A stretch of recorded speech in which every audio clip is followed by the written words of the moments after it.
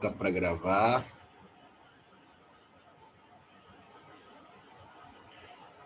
Bom dia, Stephanie. Tava esperando só você entrar para começar. Compartilhar aqui com vocês, tá, gente?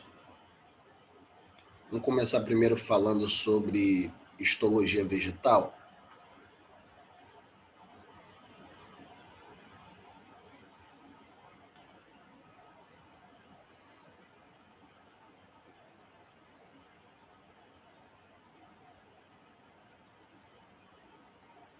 Coloque em modo leitura aqui.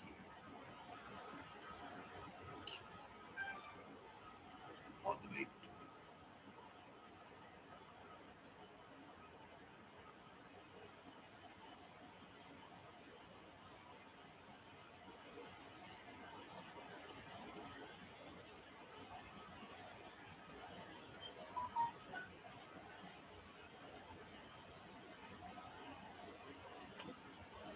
Vamos falar sobre histologia vegetal, né? A gente começou... O áudio tá bom, a imagem tá boa, tá tranquilo, tá travando alguma coisa? Tá tudo legal, gente? Dá um alô alguém aí, só para saber. Faz um joinha alguém aí, alguma coisa. Tudo ótimo. Tá tudo, tá bom. Beleza. Obrigado. Então vamos começar.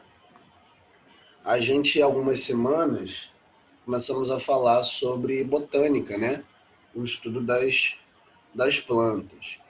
E nas semanas que passaram, a gente falou sobre os grupos, né, das plantas. Então falamos sobre as briófitas, pteridófitas, gimnospermas e angiospermas.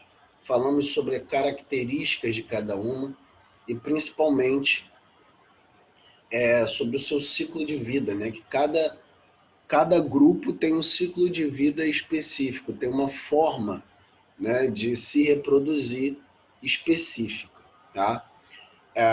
Então falamos sobre esses grupos, né, de plantas e hoje nós vamos começar a falar sobre os tecidos vegetais, né? Então histologia nada mais do que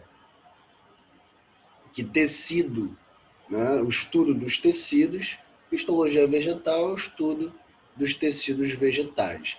Então, como eu falei lá no Zap, a gente vai falar sobre alguns grupos de tecidos que promovem o crescimento das plantas, outros grupos de tecidos que promovem, né, a sustentação das plantas, né, flexibilidade, outro grupo que promove a nutrição, né? Então a gente tem os vasos condutores que eu falei um pouquinho já com vocês, xilema e floema, né? que transporta água e sais minerais, o floema transporta a,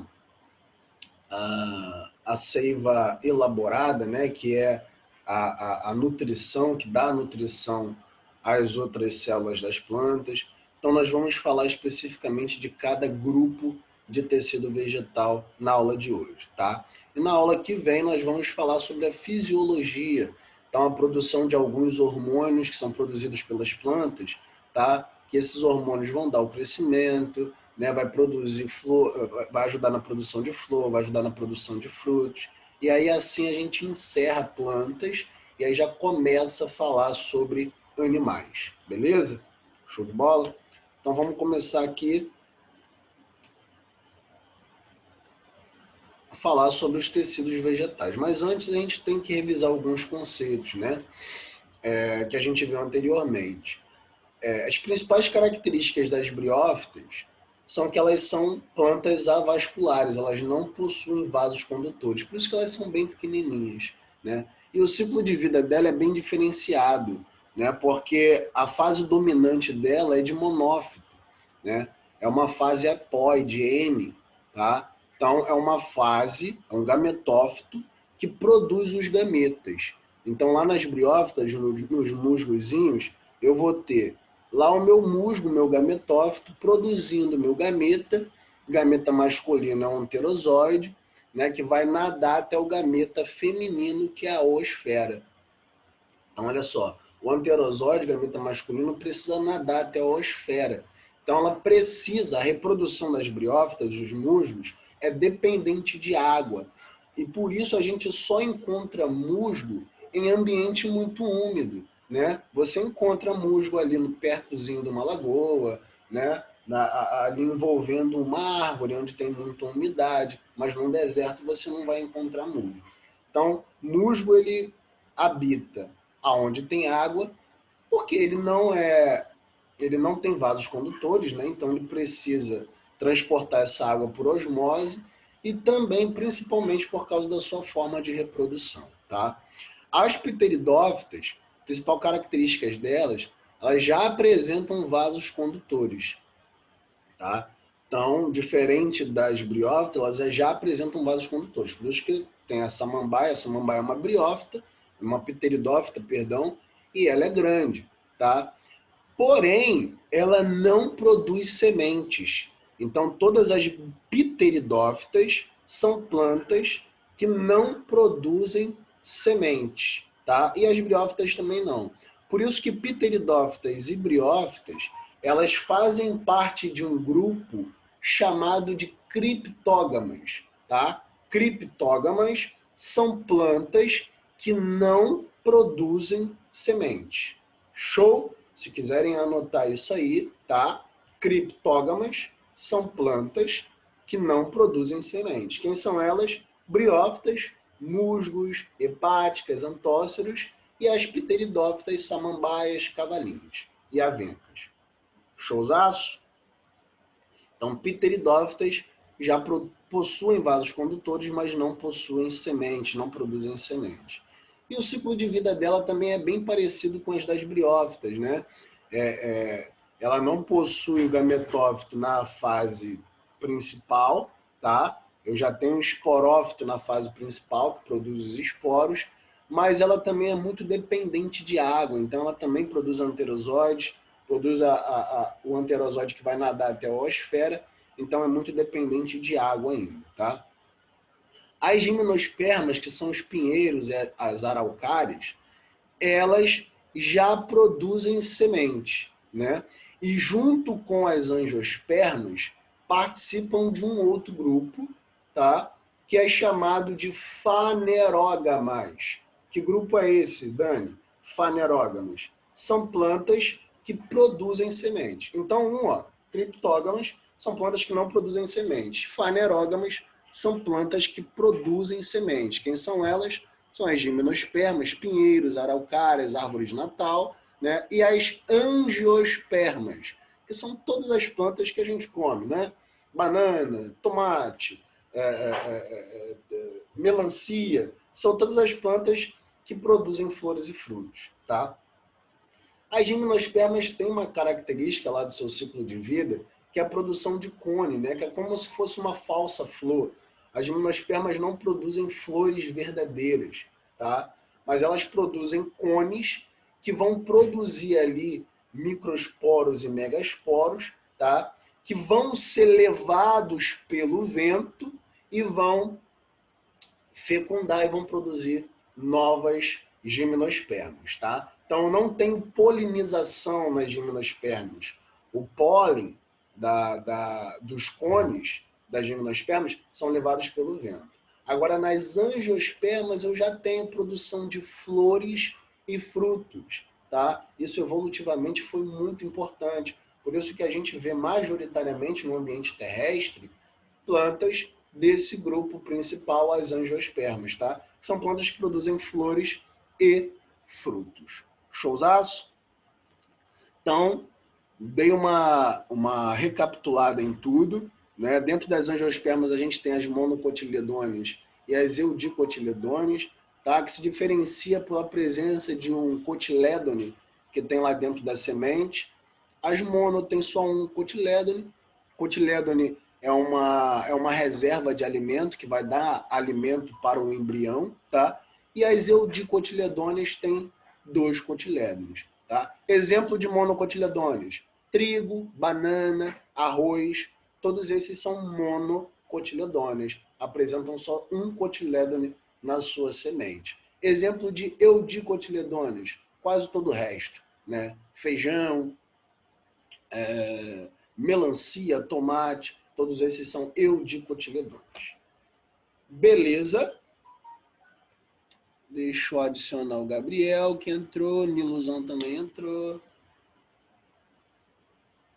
Então vamos que vamos.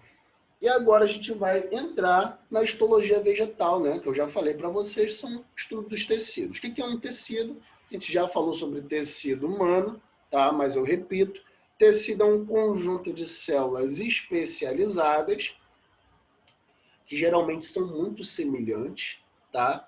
E são adaptadas para realizarem, né, uma função específica. Show? Nosso corpo ele é muito complexo, nosso organismo ele é muito complexo, então cada tecido tem uma função específica. Tecido do sistema digestório trabalha para a digestão, tecido do sistema respiratório trabalha para a respiração, os tecidos do sistema locomotor trabalham para a locomoção, tá? Então tecido, conjunto de células especializadas para realizarem uma determinada função, tá? Todo o organismo possui. Nas plantas não seria diferente. As plantas também possuem tecidos, pouco diferente do nosso, mas também são tecidos, que são capazes de realizar uma determinada função, tá? E a gente tem funções dentro do reino vegetal, a gente tem algumas funções específicas, como o crescimento, né? Então, você lá que gosta de planta, né? Vai regar uma plantazinha, coloca ela na janela para tomar um sol, para fazer fotossíntese, e aí fica lá observando. Tem gente que tira até foto, né? Ei, dia 1, minha plantazinha desse tamanho, dia 2, 10. Professora Maiara de Química faz isso, né? Que ela já falou comigo. Então, você vai percebendo o crescimento ali da sua plantinha. A célula, o tecido que produz o crescimento das plantas são chamados meristemas, tá? Então anotem, tirem print, foto, tá? Quem produz o crescimento das plantas são os meristemas. É o tecido meristemático. Toda vez vocês lerem, ouvirem tecido meristemático, é um conjunto de células, tecidos que produz o crescimento das plantas, que pode ser o crescimento primário. Como assim, Dani? Crescimento primário? É um crescimento no vertical, tá? Então, uma árvore, ela vai desde lá do broto dela até ficar grandona, né? Crescimento vertical a gente chama de crescimento primário, né? Os tecidos que promovem esse crescimento primário são chamados de tecidos primários, tá? E o crescimento secundário é o que promove o crescimento na horizontal, na espessura, na largura, tá bom? Então a gente tem meristema primário, que a gente vai ver, né, quem são, e meristema secundário, que promove o movimento o crescimento na espessura. Um é o comprimento e o outro é na espessura, tá? A gente também tem alguns tecidos que revestem, né? Nós também não temos os nossos tecidos que revestem a epiderme, a nossa epiderme. As plantas também possuem uma epiderme, com a função parecida com a nossa. A nossa epiderme não faz com que a gente perca menos água? Nas plantas também, né? A epiderme é importante para que elas percam menos água. Num ambiente de estresse hídrico, elas não percam tanta água. Então a epiderme é importante, tem a mesma função nas plantas, é parecida com a nossa, tá? A gente também tem alguns tecidos de preenchimento ou reserva, que a gente chama de parênquima. Então, quando ouvirem falar tecido parenquitematoso ou parenquimático, essas células, esse tecido parênquima, ele que vai dar o preenchimento, vai preencher a parte de dentro dos órgãos das plantas. Show de bola? E a gente também tem alguns parênquimas de reserva, tá? Que reservam amido, como o amiloplasto, né? Outros reservam água, outros reservam ar, tá? Mas todos esses são parênquimas, tá? Tecidos de preenchimento. Temos alguns tecidos também que vai dar sustentação. No nosso, não é o tecido ósseo que dá a sustentação do nosso corpo, tecido cartilaginoso também não ajuda na sustentação. As plantas também possuem, tá? Só que elas têm um nome diferente. Nosso é tecido ósseo cartilaginoso. Elas têm o colênquima e o esclerênquima. Caramba, Dani, que nome chato, né? Infelizmente. A biologia eu considero uma matéria interessantíssima, mas tem essa particularidade, são os nomes chatos, né? Não é minha culpa, tá? Talvez seja de Darwin, de Mendel, desses homens aí. Vão reclamar com eles, tá? Tenta acender uma vela, tenta se comunicar com eles aí de alguma forma, mas não é minha culpa, vai reclamar com eles, não é comigo, tá? Mas não é tão difícil também não. Tecido de sustentação das plantas é o colênquima e o esclerênquima. E aqui, o colênquima e o esclerênquima são importantes porque eles têm uma particularidade. Um é um tecido vivo e um outro é um tecido morto, tá? E eu já vi isso caindo nas provas. Então tenham uma atenção nisso. Quando a gente chegar lá, a gente vai falar mais especificamente. Vocês anotem e assimilem bem, tá? E a gente tem um tecido também de condução, tá? No nosso corpo, no nosso organismo, quem conduz água, sais minerais e nutrientes não são os nossos vasos sanguíneos, as veias e as artérias. As plantas também têm veias e artérias, só que nelas o nome é diferente, tá? Nelas o nome é xilema, que transporta água e sais minerais, e o floema, que vai transportar nutrientes. Showzaço, beleza? Então a gente tem crescimento, revestimento, preenchimento, sustentação e condução. Vamos falar especificamente de cada um. Começar primeiro sobre tecido de crescimento. Deixa eu ver se tem alguma coisa aqui no chat, nada, nenhuma dúvida até aqui, né? Tranquilo, só comecei a falar também. Então, tecido de crescimento, tá? Esse tecido está presente em praticamente todas as partes da planta, tá? Aonde ocorre o crescimento por multiplicação celular. Então, a gente cresce porque as nossas células vão se multiplicando. As plantas também. Elas têm um tecido, que é o tecido meristemático, que é um tecido, um conjunto de células que tem uma alta capacidade de multiplicação, tá? Características dos meristemas. São células indiferenciadas. Você fizer um corte histológico e observar no microscópio, alguns tecidos você vai ver que as células não são muito diferentes, mas elas têm alguma diferença no tamanho, na forma, tá? Mas nos meristemas as células são indiferenciadas, tá? Uma se parece com a outra, beleza?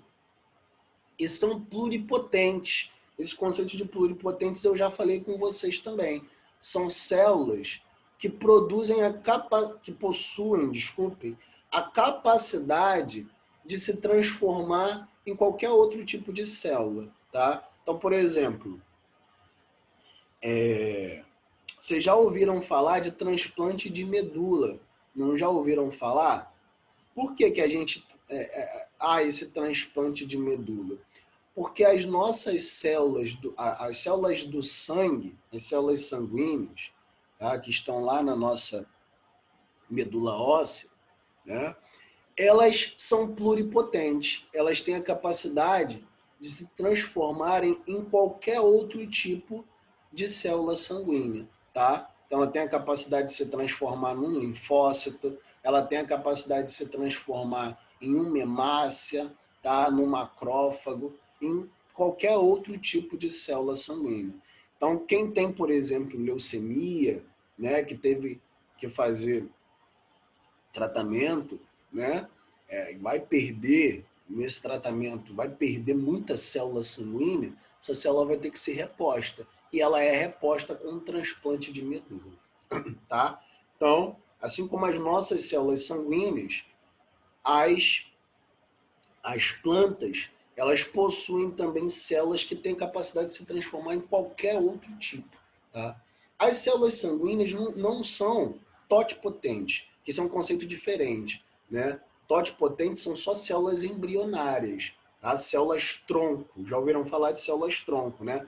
São células que possuem capacidade de se transformar em qualquer outro tipo mesmo. Então, tem capacidade de se transformar num tecido nervoso, tem capacidade de se transformar numa perna, por exemplo, né? Por isso que há estudos aí com células tronco, tá? E a barreira são alguns conceitos éticos, né? Que a gente possui aí porque são embriões, tá? Mas as do sangue não, elas só têm a capacidade de se transformarem nas células sanguíneas mesmo. Qualquer outro tipo de célula sanguínea, mas somente células sanguíneas. Tá? Agora, os meristemas das plantas, não, elas têm capacidade de se transformar em qualquer outro tipo de órgão da planta. Tá? Por isso que planta não morre, gente. Né?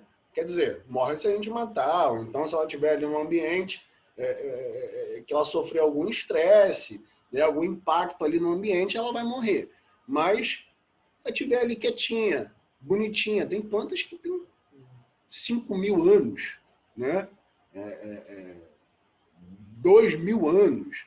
Tá? A planta não morre porque são formadas por meristemas que têm capacidade de se renovar muito rapidamente. Tá? E são plantas que, na verdade, são totipotentes. Eu coloquei aqui até o conceito errado.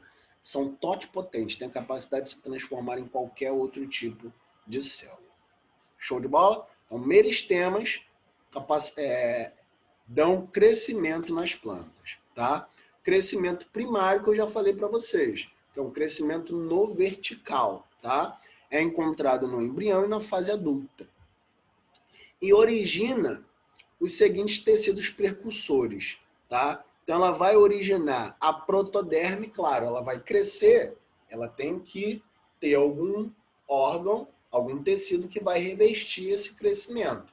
Quem é que vai revestir? A protoderme, que vai formar a epiderme das plantas, tá? O meristema fundamental, que vai formar o parênquima, né, que é o tecido de revestimento, o colênquima e o esclerênquima, que é o tecido de sustentação, e também o procâmbio, que vai formar o xilema e o floema, que são os vasos condutores, que vai transportar a seiva bruta e a seiva elaborada. Show? Beleza? Então, os meristemas primários, tá, formam esses três distintos tecidos. Protoderme, que forma a epiderme, meristema fundamental vai formar o tecido de preenchimento e sustentação, e o procâmbio, tecido de condução. Alguma dúvida até aqui, meus amigos? Estou sentindo vocês muito calados. Nomezinho que é difícil, né? Nomezinho que é chato. Mas é só assimilar a matéria, tá? Eu sei que o nome é chato, mas é a assimilação da matéria, tá? Porque ela não é difícil, beleza? Mas se vocês assimilarem, vocês vão entender, tá? Vou sim, Biel. Vou liberar. Após a aula eu vou liberar, tá? Assim que eu terminar. Era para ter liberado antes, mas me atrasei um pouco aqui, não deu. Então vamos continuar. Qualquer dúvida é só parar, tá? Você já sabe. Falei. Meristema primário, crescimento na vertical, né? Crescimento na vertical. E o meristema secundário, crescimento na espessura, crescimento na horizontal, tá? Isso só é encontrado, esse crescimento na horizontal, na espessura, meristema secundário, só é encontrado nas gimnospermas e nas angiospermas. Então, pteridófitas samambaias e briófitas, musgos, não têm crescimento na espessura. Por isso que você vai ver uma samambaia, ela é muito fininha, né? E um musgozinho também pequenininho, fininho, que ele não tem crescimento na espessura. A gente até tem uma samambaia japonesa, que eu já vi, se vocês quiserem, joguem no Google, vocês vão ver a foto, que ela tem uma espessura grande, mas essa espessura é dada através do crescimento primário, de meristemas primários mesmo, tá? Não é um crescimento secundário formado por meristemas secundários, não, tá?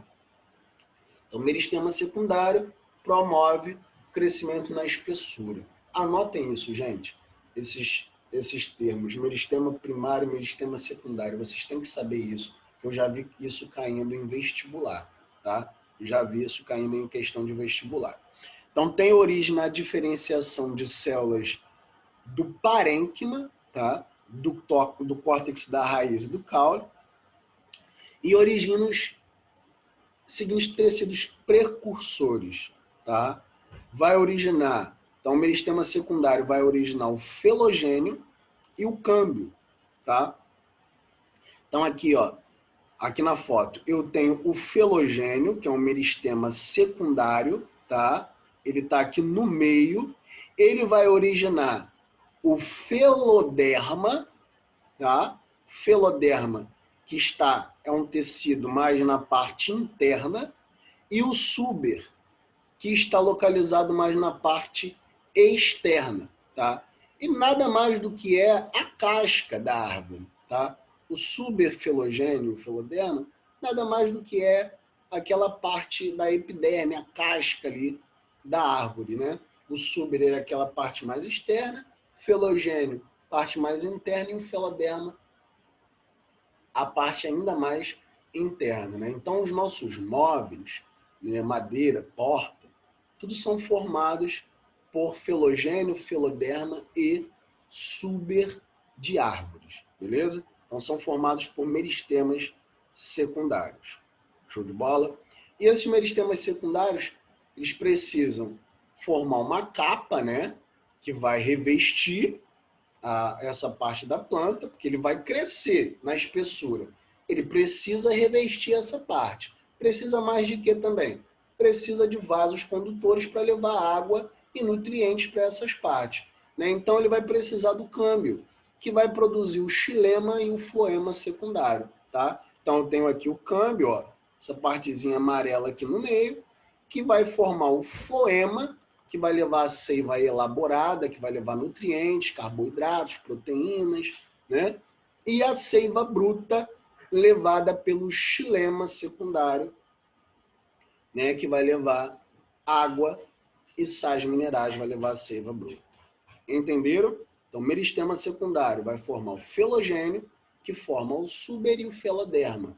É a periderme, é a parte que cobre, a parte que reveste as árvores, tá? E vai formar o câmbio, que forma o xilema e o floema secundário, vasos condutores. Floema transporta seiva elaborada e xilema transporta seiva bruta, água e sais minerais. Entendido? Alguma dúvida até aqui? Vou continuar, hein? Então, falamos sobre tecidos de crescimento. Vamos falar agora sobre tecido de revestimentos, tecidos que revestem os órgãos vegetais, tá? E nada mais do que são a epiderme, igual a nossa, tá? Que reveste o nosso corpo é a epiderme, formada pela nossa pele, tá? Então, a epiderme das plantas reveste a parte externa dos órgãos da planta e geralmente é formado por uma única camada de células. Então, um tecido simples, né? Formado por uma única camada de células. A epiderme das raízes, ela possui alguns pelos, né? Alguns pelos absorventes para aumentar a superfície de contato entre a raiz e a terra, né? E para aumentar ali a absorvância de água, né? Então, para que a raiz consiga absorver água do solo, ela precisa desses pelos absorventes que estão localizados na epiderme das plantas. Epiderme da raiz. Beleza?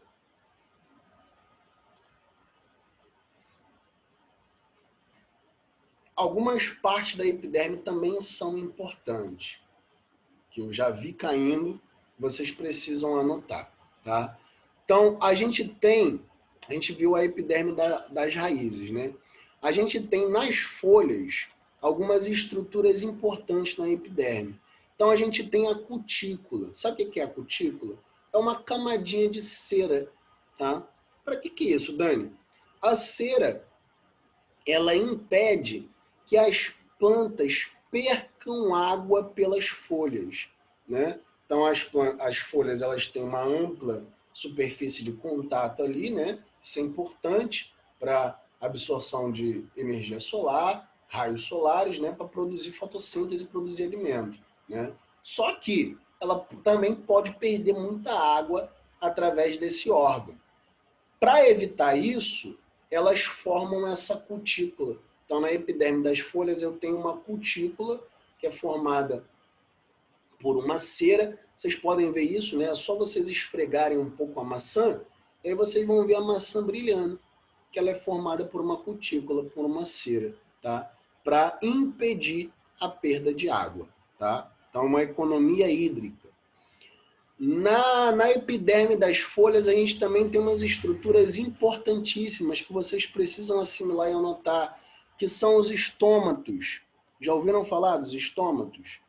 Ali nos estômatos, pelos estômatos que as plantas respiram.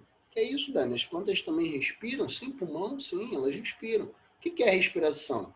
É troca de gás, tá? Se eu tenho troca de gás, eu tenho respiração. E as plantas fazem troca de gás, tá? Que é o inverso do nosso. A gente inspira oxigênio e expira gás carbônico. As plantas fazem o contrário. Elas inspiram gás carbônico, que é importante na fotossíntese, e expiram oxigênio, que é um subproduto da fotossíntese, tá? Então aqui nos estômatos eu tenho entrada e saída de gás carbônico e oxigênio, respectivamente. Showzaço. Na epiderme eu também tenho tricomas, né? Vocês já devem ter visto isso nas folhas. Se não viram, observem. Nas folhas eu tenho um micropelozinho, já viram? Não são pelos. Pelos só quem tem são mamíferos. Isso são tricomas, tá? Eles têm N funções, N funções. Alguns tricomas são importantes para retenção de água, tá? Então, eu tenho ali também ajudar a perder menos água, ajudar a planta a perder menos água. Também tenho proteção, por quê? Porque alguns desses tricomas produzem algumas substâncias que vão produzir algum veneno, né? Algumas substâncias urticantes para afastar predador, né? Então, as plantas produzem alguns urticantes e alguns venenos para afastar os predadores, né? Ela não pode perder folha. É um importante órgão para produzir alimento para ela. Então, ela tem que produzir ali algumas substâncias para afastar esses predadores. Essas substâncias são produzidas pelos tricomas, que estão presentes na epiderme das folhas. Beleza? Na epiderme eu também tenho alguns hidatódios que eliminam excesso de água. Então tem plantas que se localizam em locais com muita água, né? Então para eliminar esse excesso, essa eliminação é feita pelos hidatódios. E algumas têm glândulas oleíferas, por exemplo, como aqui eu estudo Pipermolicoma, que produzem óleos essenciais, né? Inclusive no meu estudo de mestrado eu faço extração de óleo essencial para ver ali quais substâncias estão presentes no óleo, né, para ver se alguma substância está presente em maior quantidade quando eu tenho a frequência maior de polinizadores. Tá? Isso ajudaria a gente a inferir que essa substância ajudaria na atração de polinizadores. Então, essas plantas, né, produzem esses óleos através dos tricomas para ajudar na atração de polinizadores, que é importante na polinização, tá? Então, olha como é legal a gente estudar tecido vegetal, né?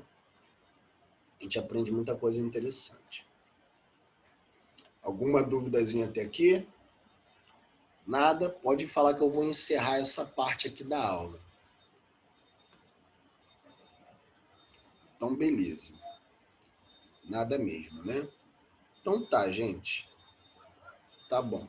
Então eu vou encerrar aqui essa parte da aula E a gente vai voltar no outro link, a gente volta só para encerrar histologia vegetal e a gente já entrar em sistema respiratório, que é outra aulinha importante também. Beleza? Então vou encerrar essa parte e o mesmo link que eu enviei lá no grupo, tá? Então até.